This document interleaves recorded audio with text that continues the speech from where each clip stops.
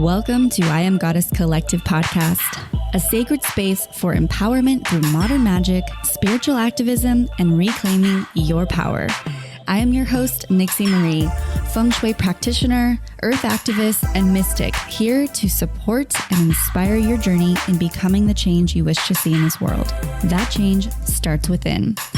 Join myself and fellow thought leaders, metaphysical experts, and luminaries each week as we explore practical and magical ways to living in your highest alignment.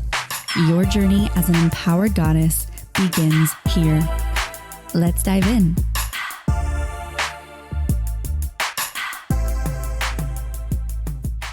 Well, hello, sisters. Welcome back to the show. Do I have a fun, exciting podcast for you today?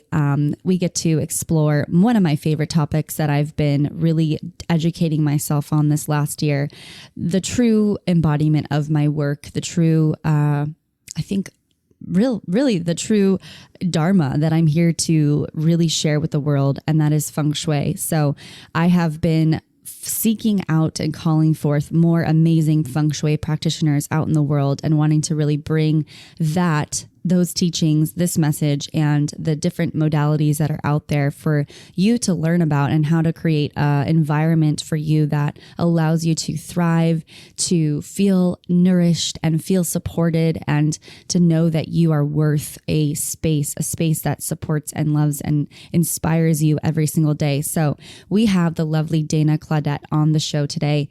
Dana is another lovely Feng Shui master, and she's the founder of the School of Intention Feng Shui certification program. So if you've been feeling called to practice Feng Shui, as you guys know, I just went through my own certification course and working through finding my own rhythm and message in how I'm going to share this with the world. But at this beautiful, in this beautiful Dana's message, she's got a whole different modality and approach to Feng Shui that I even learned. So I've learned so much from her on this episode, and she's got this very creative essence and reminded me through this message to just play and to find my inner child in a sense of creativity, and how when we have like feelings of being stuck, to just tap back into our creative flow. And that's how we can really truly find the things that we love and we're passionate about. So I'm excited for you guys to meet Dana. Before we get into the show today, I just want to remind you guys of some things going on inside Goddess Collective. As you know, we have a lovely membership group for all the sisters out there that are looking to connect with women around the world who would love to sit in ritual every month. We do full moon rituals or new moon, depending on the month. And we've got guided meditations, talks from other experts, giveaways. And this coming month, we actually have a giveaway for a planner, the Magic of I planner. Whoever signs up for a membership enters a chance to win a 2020 astrological planner by Magic of I. So they're this new planner that I'm working with, and I absolutely love it. As you guys all know, astrology is a big tool for me, as we always have our lovely resident astrologer Mimi Trong on the show, and she has just been such a lovely guide in being able to connect to my own personal astrology. So now we have this beautiful planner that I've been working with, me and the team here at Goddess Collective, to harness the full moons, harness these energies of the astrological rhythms of our own soul, and to find a rhythm within that in my daily rituals. So I think it's really cool to kind of combine these modalities into my work, and to know that like we're also very cyclical. So if you again sign up for the membership, you'll enter a chance to win one of these planners. And so right now we've got our membership site, and this month's theme is, I'm actually not going to tell you guys, I'm going to leave you guys to surprise, but you guys can see the themes listed on the website. So head on over to iamgoddesscollective.com, and you can click on the link membership and learn more about what is inside. And if you feel called to join us, I would love to have you guys and get to know you on a personal level. That's definitely the thing that I love the most about the membership, is when we get to see each other on our Zoom calls once a month and connect. And I learn about you, sister. I learn about what's going on in your life. You get to learn about what's going on in my life, and we just support each other. So if you're looking and seeking for that support this year, I'd love to see you inside of that membership site. And also, thank you all for leaving your rating and reviews on Apple Podcasts and all other areas that you guys find or listen to podcasts. It really supports me continuing this work and expanding the message as I'm on a mission this year to really elevate the show and bring in more amazing conversations from experts, as well as just reaching more women and reminding women that they have this amazing, gorgeous voice to share out in the world and to be a source of inspiration for them. So you can also help support other women find their voice and reconnect with their sisterhood by sharing this out and writing a review. So I'm going to read a review from some lovely listener. This is from Joyous Becca. She says, "Thank you for this podcast. This podcast truly has been the support I've been looking for, and I'm greatly appreciative. Every episode resonates with me. I just want to thank you." Well, thank you so much, Joyous Becca. I really appreciate that this has been supporting you and resonating with you. And my intention with that is that it continues to do so and to expand again to other women. So thank you, thank you, thank you. I appreciate you writing that and taking the time to let me know what you guys think. All right. Without further ado, I'm really excited for this episode with Dana, and I'm hoping that you guys just sit back, relax. If you have a pen and paper out and you want to pour yourself some tea while you listen to this, just indulge in what she has to share about Feng Shui and how you can work with her down the road, or if you're looking to get certified, or if you want to learn more about her methodology, go look at her. All the show notes the links are in the show notes here for you guys to check her out. So without further ado, let's get into this episode with Dana Claudat. I'll see you guys on the other side. Hello, beautiful sisters. Welcome back to another episode of I Am Goddess Collective podcast. Very excited to bring you a lovely guest today. We've got Dana Claudat on the show. She is a Feng Shui practitioner, and we're going to dive into all things Feng Shui today. Hi, Dana. Hi, thank you for having me. So excited to connect with you. As you guys all know, I've been on my journey studying Feng Shui, and Dana has a little bit of a different approach in her philosophy. So I'm really excited to pick your brain today. Dana is a modern Feng Shui Master and founder of the School of Intention Feng Shui certification program. And in the last 15 years, Claudat has pioneered her own approach to Feng Shui that is rooted in infinite possibility, creativity, and empowerment. Her work has been featured in major publications. Her Feng Shui Camps, which is awesome, bring together thousands of people from around the world to empower their homes. And she's a feature contributor to an instructor at wellness site called Mind Body Green, which I think we all pretty much know and love that site already. So welcome to the show. Thank you. Thank you. Thank you. I hearing what I do, I'm like, I've done it for so long. It's crazy. Yeah, I know. How long have you been doing this? For 15 years, which is nuts. And I've only really, I'd say, I didn't intend it to be a career. There was no wellness world 15 years ago. And so it was fun. It was like for fun for me. And I got to experiment for years without caring about needing to get paid. So I really got to develop a methodology and test it over and over and over again and play around online with it before it was a thing. And so by the time it was a thing, I was like, look, I told you guys people would get this. That's amazing. She's like the pioneer, that's for sure. It's really fun. Into existence. All right. Well, I'm going to pull a card for us to see what we're kind of pulling forth before we start this whole conversation. Again, this is from the Moon deck, one of our amazing sponsors and good friend of mine. And this is the card, I focus on what is working. It looks like Artemis. I don't know if you're familiar with some of the goddesses, but she's kind of pulling her bow and arrow in like that warrior vibe, got the moon behind her. And so for this, I think conversation too, it's just like really this year, a new year, 2020, what are we focusing on? What is working and what's not working? And I think that's really a big part of Feng Shui too, is really seeing what inside your home, like what's working, what's not working, and how to make changes. So that's our card for the day. I focus on what is working, and we aim for our goals, desires, and intentions. So perfect card to start us off. This question, I love to get started with the show. What crystals are you currently working with, if any, and why? I have these little tiny pieces of quartz teeny tiny pieces of quartz. And my friends at Energy Muse, I love them. I know taught them. me how to do, they did a session when they had their first book come out, the Crystal Muse book. Yeah. And they taught all of us together. It was like, yay, how to program crystals and work with them for 30 days and do this little ritual. And since then, which was like a year and some ago, I've literally been cleansing the crystals and every 30 days doing another intention, and each one manifests. So I just keep doing it. I really like it because it's using the crystal as a tool rather than using the crystal as though it's doing something to me. That's kind of my way of doing what's working. Yeah, I love that. Well, it's crazy because I actually just went to an Energy Muse event. They had they teamed up with Levi's and had this whole amazing event, but they did the same thing. They had the intention, pick your crystal, go write your intention and put the energy into the stone. So that's beautiful. What is your intention for your current stones you're working with?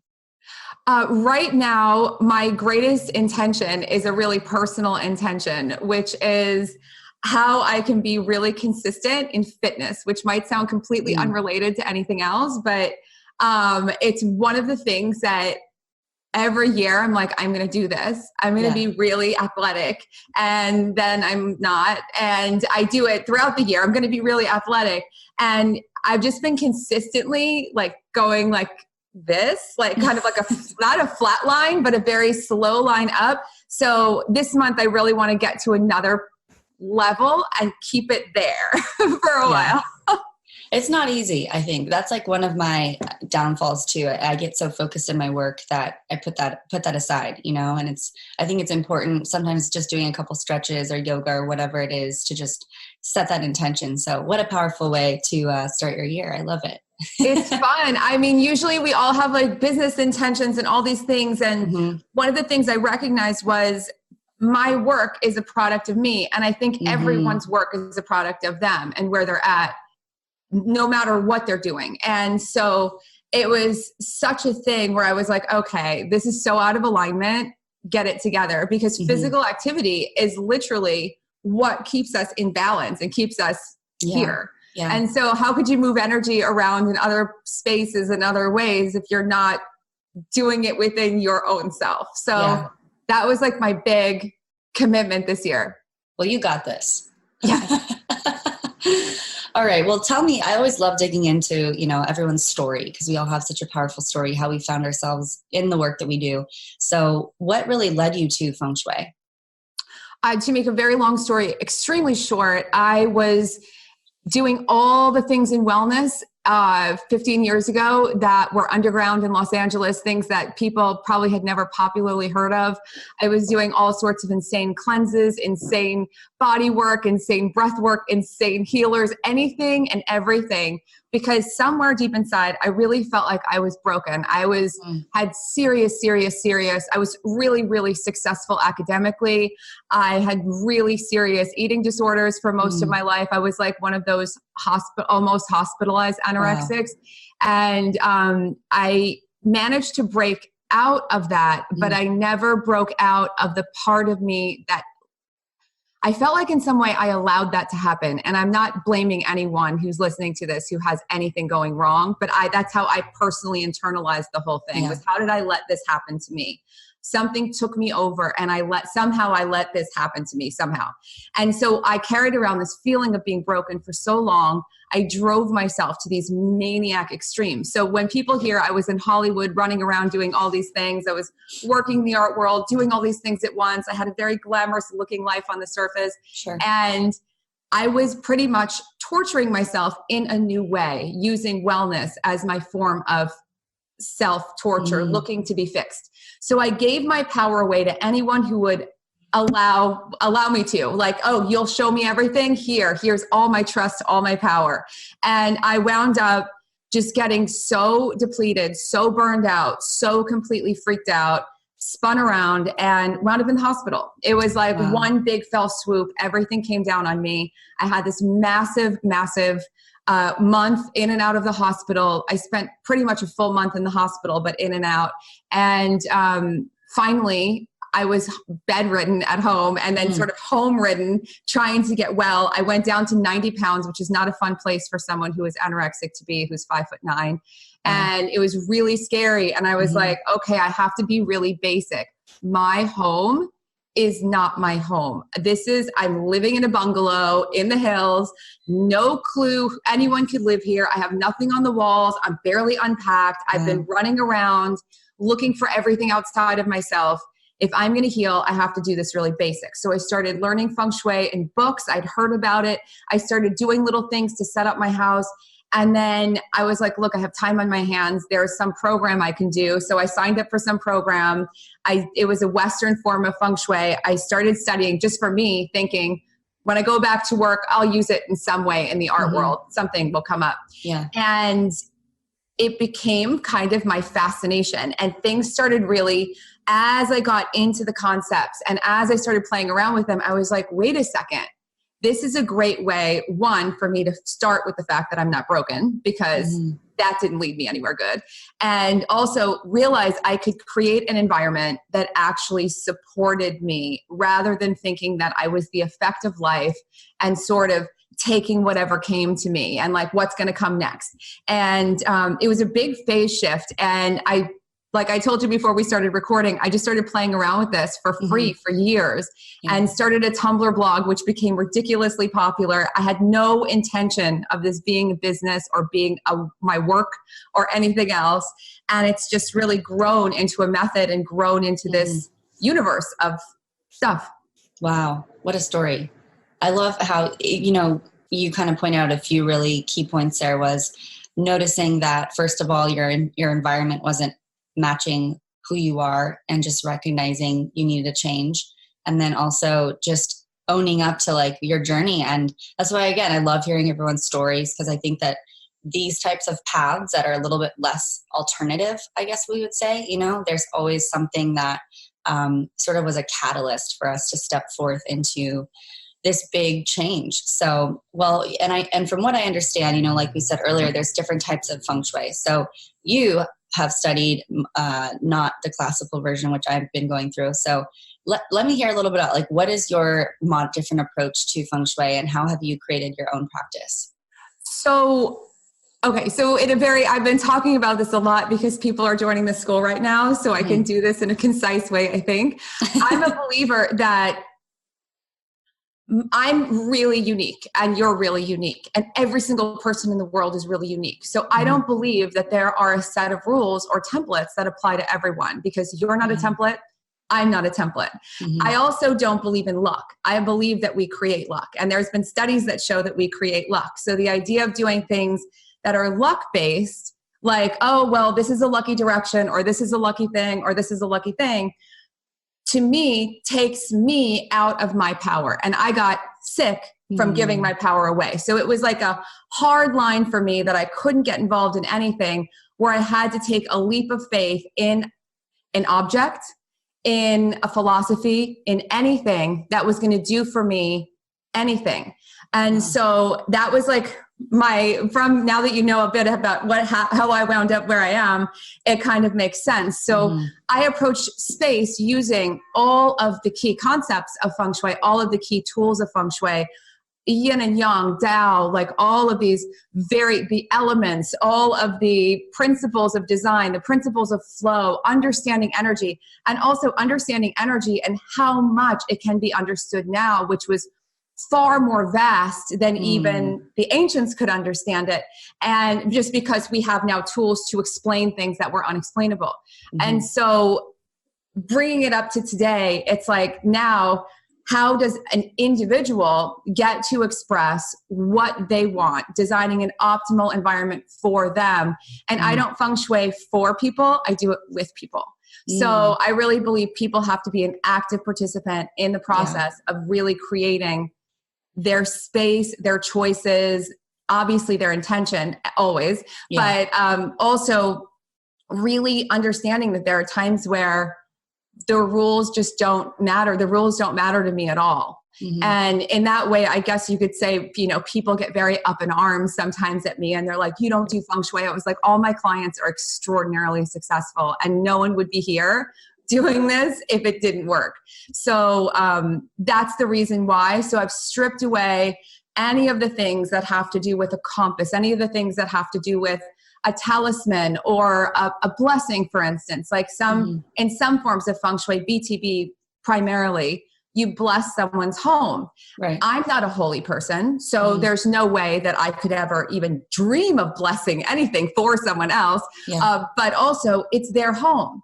So why would I want to imprint my energy on someone else's home? So I feel like it's their job, and I guide them through all the things that they can do to get grounded, clear the space, and set up the space so that it's blessed for themselves. Right. Yeah, I love that. It's definitely an interesting twist on sort of the things that I've like learned and practicing now, because we do space clearings in my business and stuff like that. But I'm definitely the opposite. I'm practicing spirituality is like my daily everything. So I think that that's so beautiful about this practice, because there's something for everyone to take home. And also, what I do doesn't resonate with everyone. What you do might not resonate, but you're kind of what I see like this bridge for anyone and everyone to really have this sort of like life-changing experience. Working with some of your clients, what are some of the biggest things that you see them go through in transforming their homes? Like what type of success do you see often, or any story, that comes to mind that you can share? A lot of people are looking for one specific thing, and you probably have found that when you're working with people. People usually call someone because they want one specific thing, and so they want to work on that. And what I like to do is really look at a big whole and go, okay, you're going to have that, and then that's going to be done, and then what?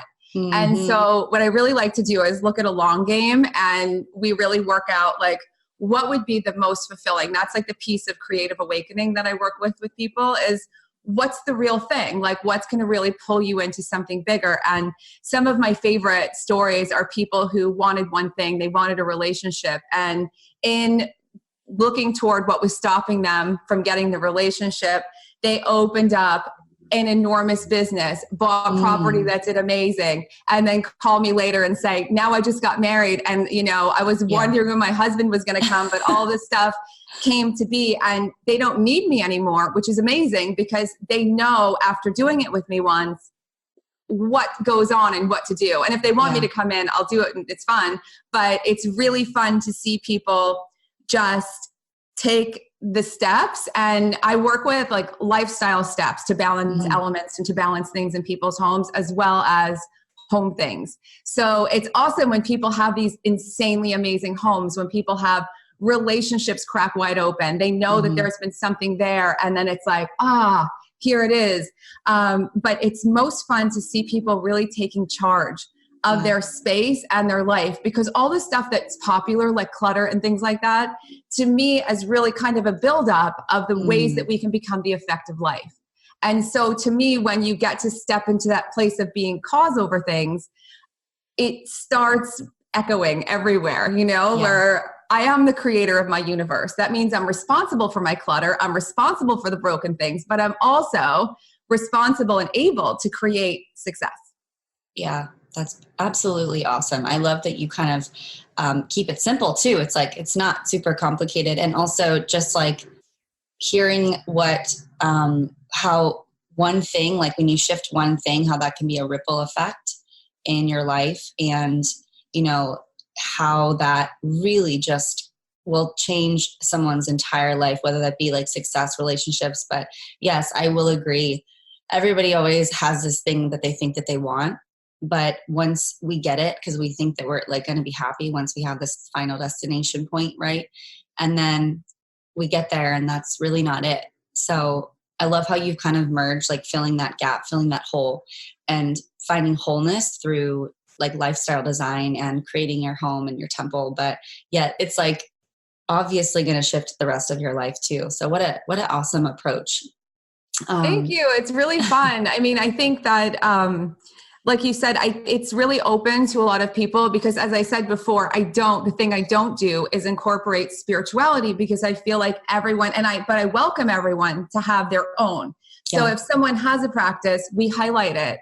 if someone has a belief system or a space clearing method or in anything, that's what we do. I've actually learned from my clients wild space clearing methods from I'm sure. so many different cultures, because I work online with a lot of people. And so I'm working with people in all different countries. And I'm like, oh my God, these so many traditions. Like, this is so incredible.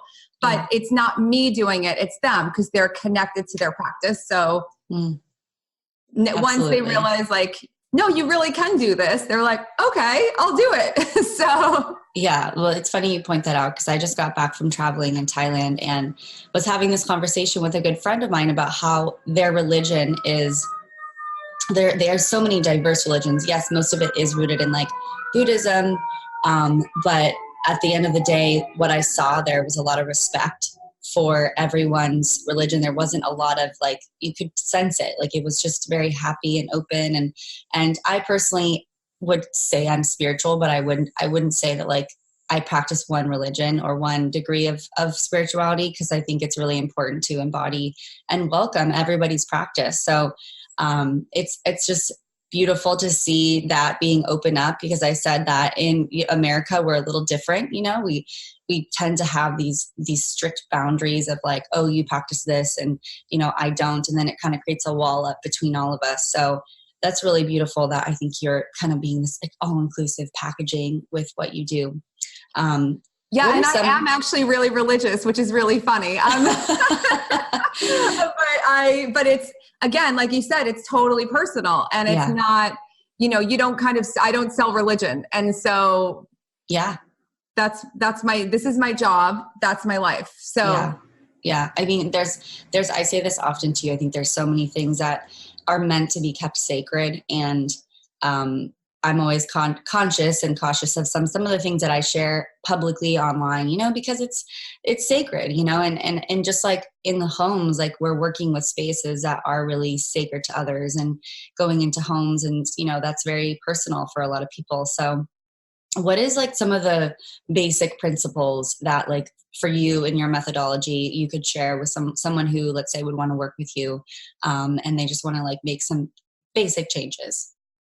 Well, if people want to make basic changes, it's always the why. Like, what's going on? What do you really want? Like, everything starts with what you really want, and not just the one thing, but what do you really want to change? Because I feel like every impulse people have to change their environment comes because either you've grown and you've outgrown what you see, or it wasn't ever really set up that way. And so now you're making a determination to feel a certain way. How do you want to feel? And how do you want to feel more than what do you want to have is most important to me, because once you feel the way you want to feel and you have a plan for the things that you want, it's all so much easier. And so that's really the core of all things, is what you want to change. Most of the changes I make with people are basic, or they seem basic. But one of the things I always tell people is a good exercise to do if you're looking at your home is to just walk around from room to room and just ask yourself, how does this room feel? And that's something that, again, is super personal. Some people have no feeling in any space in their house. And if you don't feel it, that means you're not fundamentally connected. And that connection is really the core of being here. It's like when we're not connected, we don't have that power source. It's like talking on a phone that doesn't have any batteries. So, you know, I really help people to first get really connected, and then really look at where they feel like the cycle of their life is breaking down. So have you ever seen the Maslow pyramid? The pyramid of, if anyone hasn't seen it, Google the Maslow pyramid of self-actualization. And in the pyramid, your home and your shelter is the very bottom of creating your life, being self-actualized. So I like to think of this practice as a road to self-actualization. And so having your home really be this stable sanctuary is the first part, and having it be something that's designed to support all the things that you want on the steps above, like money and relationships and all those things that pile all the way up to the top where you're living your best life, so to speak. Oh, I love that. So yeah, and really fundamentally looking at what what things you feel like you've been the effect of. For instance, if you rent a place, I can't change the windows, I can't paint the walls, I can't. Wherever you say you can't, there's always a way you can now. Mm-hmm. Like that's the brilliance of modern innovation, is there's removable wallpaper that doesn't stick to the walls. There's, you could use just brilliant things to hang art that don't get nailed into the walls, that come right off. Like there's really nothing that can't be changed with a little creativity and a willingness to dive in. Even I've had people even repair their own plumbing or figure out a way to repair their own plumbing when their landlords wouldn't, or someone wouldn't. Like really taking charge of where you feel like the effect, it starts a big ball rolling. And then from there, you can get more specific. Well, now seems like the perfect opportunity to share with you goddesses our newest sponsor, the Moon Deck. The Moon Deck is a beautiful oracle set that connects you to your intuition and brings self-care rituals into your daily life. Created to foster community and healing, this entire set of 44 cards plus a beautiful guidebook filled with rituals is inspired by the cycles of the moon and the empowerment of women. It shares insights on growth, purpose, practice, and emotional well-being. The Moon Deck can be worked with as an oracle guide, as a daily tool for reflection and meditation, or simply in a tarot-inspired spread. As a goddess listener, you receive 10% off the entire site. So head on over to themoondeck.com/goddess and enter code goddessmoon to receive your discount. Happy rituals and oracle card pulling, sisters. I love you. What is the craziest, wildest story you have of seeing someone go through the most powerful transformation? Oh my gosh. One woman who was literally on the brink of losing everything, took a big risk and just got really committed. She was in one of my camps. She wasn't we weren't working one-on-one. I never would have taken money from her if she was one-on-one. Yeah. I would just help her. Yeah. But she just was like, I need to do this. And she came into one of the camps and just threw down. And in the midst of it, we had a conversation and we talked about shifting out of, because she was stuck in sort of a mindset of looking for luck and looking for things. But it was just programming from what she had learned in the past. And she was just like, I'm willing to let that go. I'm willing to just move forward. And she just took all these simple actions and boom, she got perfect job, new car, perfect home, perfect everything, all came together. And she had no one to rely on. She was single. She was new. Her partner had passed away. It was this wild thing. Wow. And she was just I was at the brink of literally not knowing what I was going to do, to suddenly having all the stuff. And I was like, oh my God, I didn't do that. You did it. And but she really dug in and just was willing to sort of move through it without letting it take her over. And I think that's always the big piece of all of these things, is of all challenges that we have, is not letting it take us over. You know what I mean? Even if it's right there and we have to deal with it, not letting it sort of soak into our cells, so to speak, and be the theme of our lives.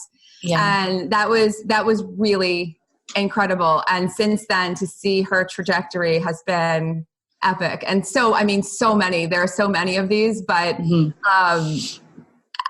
there are times where I'm just I have nothing to do with this, literally nothing. I don't take any credit for any of these things. But I'm consistently blown away. That's why I'm so addicted to it. It's amazing. Yeah. Well, that's awesome. And I think you have a lot to do with just being the messenger. I think that's saying a lot too, is just applying what you've known and allowing. The biggest thing that I love that I want to take out is just you giving the power back to those who have felt powerless to some degree, just like you did, in essence. And I think that's where our mess becomes our message. And we are then therefore able to really help and support people navigate through these life's transitions. And life can be really hard sometimes. There's often like moments where we just have these like complete breakdowns, things can become challenging. And it's just amazing now, like all these modalities and these tools that are available to us to really see change, in our lives and everything around us. So how would you say like magic and feng shui is related? I mean, I feel magic is something we make, like luck. Magic is this beautiful quality of transformation. I mean, I am inadvertently wearing butterflies, but I just spoke to a woman who releases and she raises butterflies, and then inadvertently I grabbed a dress yesterday and I was like, I'm putting it on again today because it feels so good to have butterflies all over me. But I feel like magic is literally what we make. Now, I know there are all different practices of magic, and I honor anyone who practices with light energy and doesn't force their will on other people. I support 100% any practice people have, and I feel like there are a lot of tools that I work with. I mean, I'm constantly being called a witch on YouTube, on Instagram, like people like always. And I'm like, I don't even understand. I'm not, but yeah, if that's what this is, being a witch is seeing that there's like a tradition of working, that lemons have been literally proven to like make you happier, that all of these things, there's science also behind these things. Yeah. But, people are more comfortable with science than they are with certain tradition. And again, I don't use any of these things as a way of people saying, I need the lemons in order to have the good vibes. The lemons are just a nice reinforcement. And they're also great to clean with. And they're also great aromatherapy. And they do have all these change-making properties. And so I find that, using tools, like we were talking about the crystals at the beginning, all of these things in my mind have stories, have various energetic properties. Some people are more in tune with them than others. But I am not a person who could say, okay, so here's a piece of red selenite. It's actually like light pink, but it's a red selenite is what it's called. Here's a piece of red selenite. Put this in your bed and you're going to sleep. You know what I mean? Like, right. I don't have the capacity for that. And that's how some people have just learned about using these things. And again, because of my background, like even if that were the case, I am not able to bring that to someone else because I feel like this is just a piece of sort of salty mineral to most people. And that is saying you need this thing in order to sleep well. Right. And so No, I hear you. It's like taking the power again out of our own hands, because I always like to say too, like, what would we be without all the things that we think we need? That's beautiful. Yeah. Because that's so beautiful. That's like clutter clearing. I mean, it's all of it, if we become attached to all these outside things like the crystals, the tarot cards, anything that's in our homes, that's where things can get a little tricky, because then we are relying on an outside source for our own happiness or something. Indeed. 100%. Yes. And so but at the same time, I find crystal healing to be fascinating. And I really do think that there are people who are really in tune with certain qualities of certain stones and their properties, and they can work with them in various ways. But I think that how it's been popularized and passed around, I have people asking me constantly, what crystal do I need in order to have money? And I'm like, there's so many things to think about before you buy a crystal if you don't have money. The last thing to do is, you know what I mean? Like, how about a budget? Like, how about like basics? But also then the magic. And I love when you craft your own thing. I think that's like a beautiful form of creative magic. For instance, I've been reading a lot about, and I saw this beautiful workshop last year about mandalas, and crafting your own mandalas can be this like incredibly healing. You're in Topanga. The Labyrinth is one of my favorite places in all of the city. And it's like crafting your own magic, crafting your own space clearing, using crystals in a way where you're crafting your own rituals, or you find a ritual and you really make it your own. And I feel like that's where real magic comes to play when you're participating in the action and you're doing stuff for your transformation, and you're not relying on the little stone so that you can go and sleep or you can go and do anything. Rather, you're working with it. And if working with it is part of your sleep ritual, more power to you. And that's how I view everything. That's not essential, but if it can help, that's amazing. And sometimes these rituals and tools really help more than anything else, because it's something that we can consistently practice. Like when I pick up my little stones every day and hold them, that's not making my dream come true, but it's a way that I reinforce every day. This is what I'm working toward. This is what I'm working toward. It's definitely not going to make me do the Jane Fonda 80s workout. I'm going to do that. Yeah, no, I absolutely hear you, because I think it's, what I'm really hearing from you is that like when we really trust ourselves to create our own magic, that's like being us leading by intuition. And, there's no, like you said from the beginning, there's no like template for each and every one of us, since we all have our own energetic blueprint. But, when we just trust and we see all these tools and we go, okay, this is what works for me. This is the magic. This is the ritual that works for me. I mean, there's no way for me to even put on paper, how all of a sudden this ritual or this spell or whatever that I'm creating was created for me, because I could write a book about how to, right? But it's like, I think we all have our own how to. And I really appreciate how you really enforce that in this work. And it's like, it's not too woo woo. It's like grounded in reality. It's like, okay, let's go to the basics. Like what do your finances look like before we go, okay, how can, you create a wealth corner in your room and or et cetera in your house, and then rely on only that to create the change. So, this kind of leads me to my next question, but how does someone like really use Feng Shui to build wealth and abundance in their life? I find like the very key of all things is really that trust, like trusting yourself, understanding that you are the generator of all things, and realizing that all those really fundamental things are real, like bank accounts and knowing how much money you have and all these things that sometimes people don't want to confront. I also, while I feel and believe that our subconscious and conscious beliefs about money are a very real thing, I don't like to focus heavily on blocks, because I feel like if we focus on blocks, we get more of them. It's like the scientific proof. Whatever we're focused on is what our attention will latch onto and what we will fulfill the prophecy of. So I like to just really focus on new story. So how do you reinforce a new story of building wealth in your house? And this is something really important.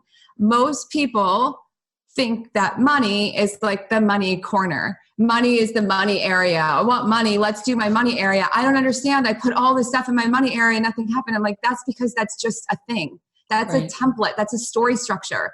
Where in your life, what's affecting your money? A lot of people, it's relationships. Some people, it's self-esteem. Some people, it's deep trauma that they need to really address with support. I'm not a therapist, but I will always listen and see like what is really the thing, and not let's focus on the block, but what's making this so complex? You know what I mean? Why is it so hard to get to there if someone's having such a hard time? Or why can't people really scale up to the next level?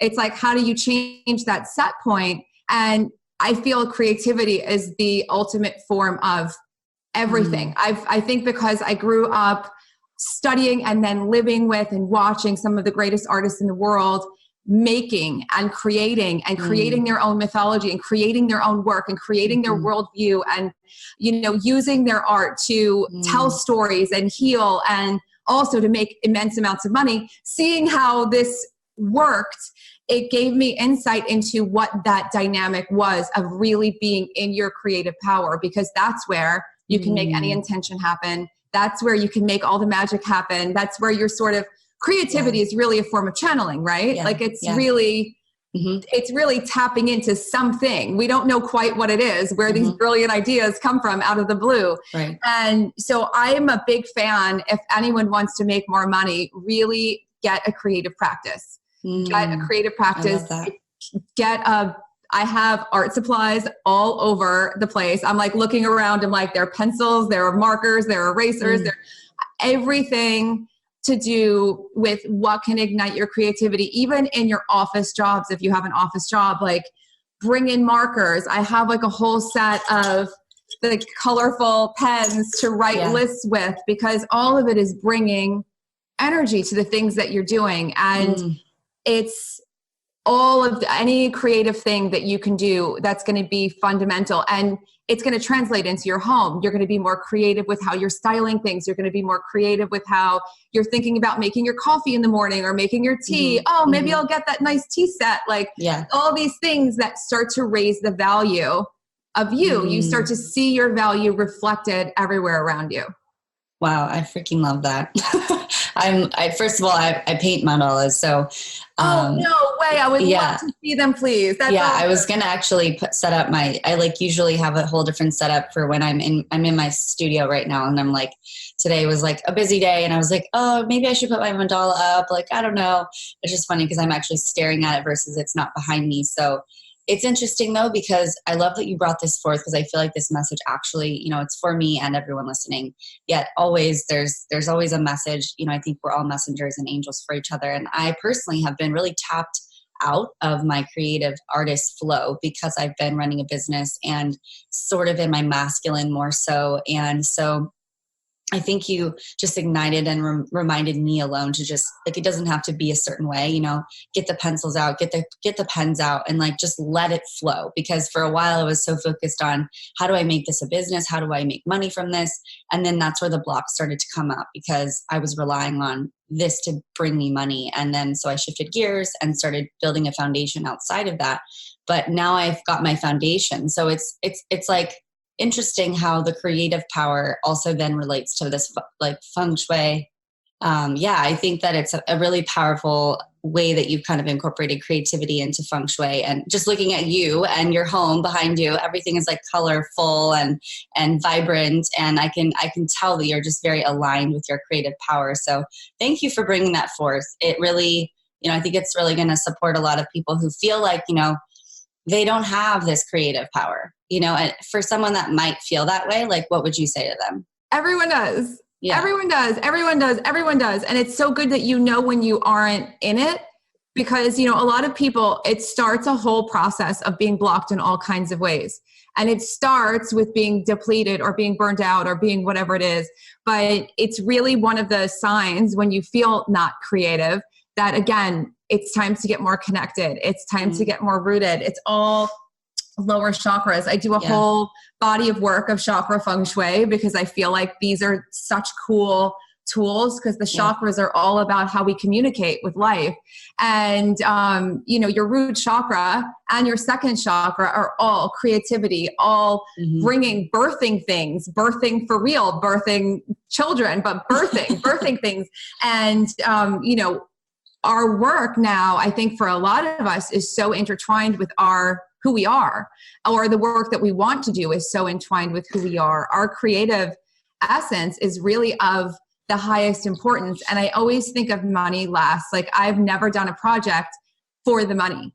And I didn't even start, as I told you before we started, I didn't even start doing this for money. I was doing it for free for so many years. People were like, why are you wasting your time? I was like, I just have to be sure I know what I'm doing, because I'm doing my own thing. Yeah. And I just had so much fun that it's always been that thing. I know if something's going to work, if it feels fun. If it ceases to feel fun, that might be a good barometer for everyone. It seems to work for my clients. If it doesn't feel fun on any level, if it doesn't pull you forward in any level, if it feels like you're rolling a boulder up a hill, or you're searching outside of yourself for an answer, it might be time to be a little bit more creative personally, with no judgment and no expectation, and just go to an art supply store, go to the craft aisle in the drugstore, just go grab some stuff and make something. And don't make it a business thing. Don't make a vision board to start with. Just make fun stuff. Yeah. And that's the most important thing, because, often people are like, I'm really creative, I make a vision board. I'm like, vision boards are really creative. But again, that's like in that same realm of everything has to have a purpose. creativity is at its best when it's just for the pure sake of expression. And then you can hone it and do all these things with it. Just have something be just pure fun. I love that. That is so beautiful. And what a inspiring way to just sort of end this conversation. And I have a couple more questions to ask you before we kind of close this out. What inspires you every day?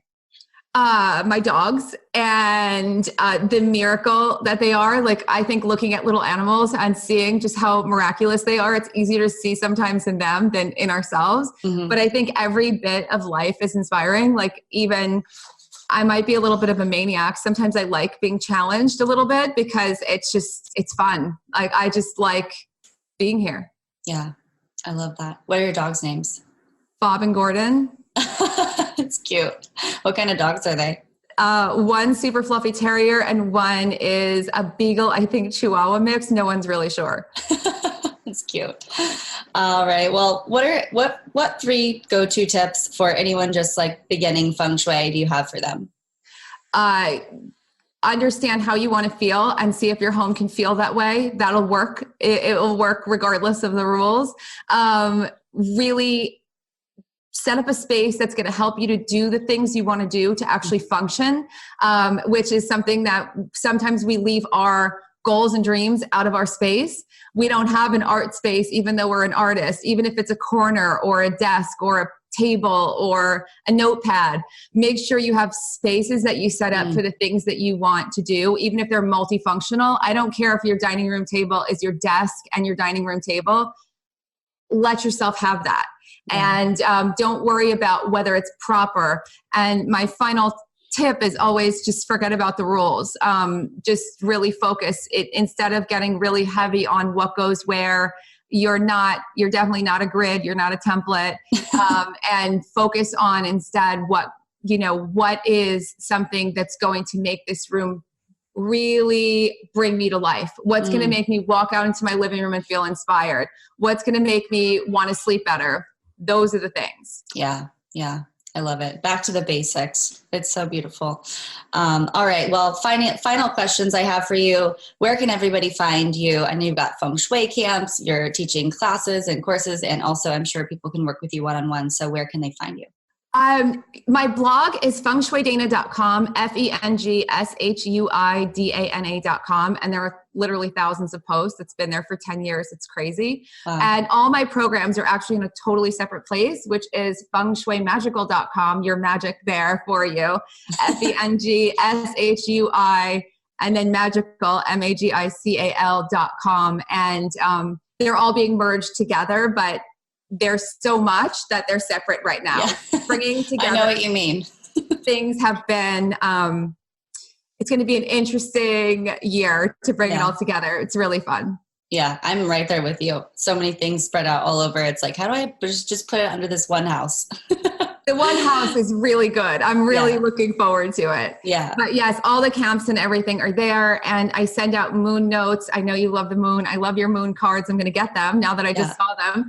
And I do Feng Shui for every moon, goes out every single moon. And then in between all the different events that are happening, there's always stuff. So if you want free Feng Shui, you can sign up there as well at either place. Awesome. And do you have any events or courses, anything coming up anytime soon? Right now, the school is open. So if anyone wants to study Feng Shui in this way, you're more than welcome to sign up at fengshuimagical.com for information. And I'm totally happy to have a call with you. You've already heard me talk so much about it. Thank you for having me here. And then I have a camp coming, which is the one that everyone waits for, which is the cash camp, which is really fun.